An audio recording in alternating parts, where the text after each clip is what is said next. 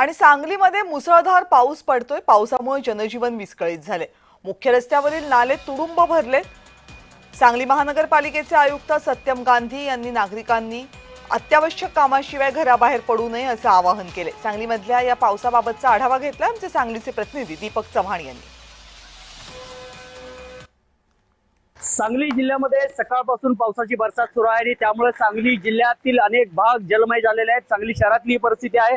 सांगली शहरामध्ये अनेक ठिकाणी मोठ्या प्रमाणात पाऊस सुरू असल्यामुळे सांगलीतले अनेक रस्ते हे जलमय झालेले आहेत। विशेष करून जे सखल भाग आहेत, गुंटेवरी भाग आहे, या भागांमध्ये मोठ्या प्रमाणात पाण्याचे डोह साठले आहेत। सांगली शहरातील रस्त्यांवर सुद्धा अशा प्रकारे डोह साचलेले आहेत आणि या डोहातून मार्गक्रम करण्याची वेळ वाहनधारकांवर आलेली आहे। अजूनही सांगली जिल्ह्याला येलो अलर्ट दिले असल्यामुळे अजूनही पावसाची शक्यता वाढत आहे।